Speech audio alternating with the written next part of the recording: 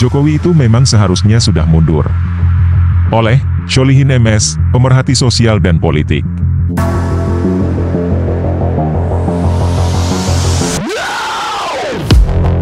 Di antara manusia paling busuk menurut Imam Ghazali adalah orang yang tidak tahu di dalam ketidaktahuannya. Orang semacam ini harus dijauhi karena sangat berbahaya.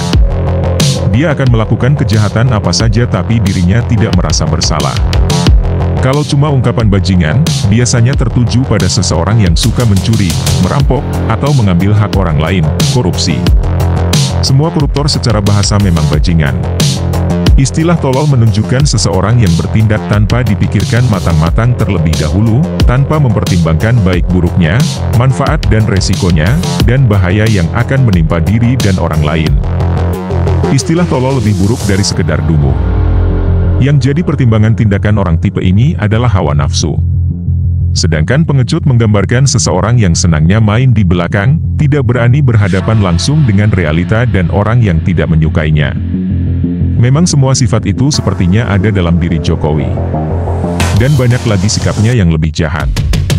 Celakanya, dia itu seorang presiden Indonesia yang memimpin lebih dari 275 juta jiwa.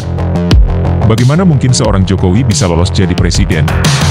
Jokowi sebagai presiden bukan saja harus menerima cacian dan kemarahan rakyatnya yang justru lebih lurus, jujur, cerdas, dan pemberani, tapi begitu tahu, rakyat sudah tidak suka dan tidak percaya. Sebagaimana diatur dalam TAP MPR nomor 6 tahun 2000, Jokowi sudah seharusnya segera mundur dari jabatannya, bukan malah cari akal bulus dengan membuat tipu daya untuk mempertahankan kekuasaannya. Tindakan Jokowi ini, bagi orang yang berakal sehat, memang tidak ubahnya seperti itu.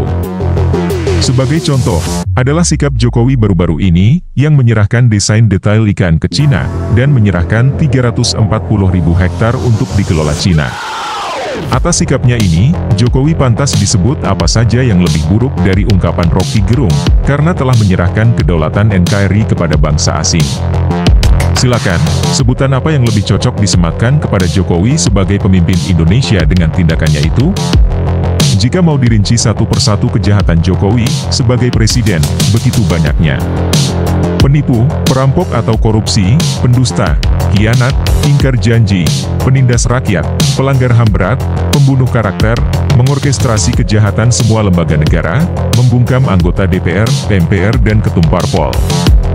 Serta berhati busuk, sehingga Islam dimusuhi, ulama dikriminalisasi, para habaib dizalimi dan diadu domba, umat Islam dimarginalkan, dan lain-lain.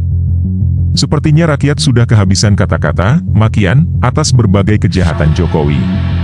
Tapi, kenapa justru Jokowi tidak bereaksi positif, dengan cara mengundurkan diri dari jabatannya? Manusia macam apakah seorang Jokowi itu? Bahkan mungkin, Jokowi presiden terjahat dari presiden jahat, dari presiden-presiden sebelumnya.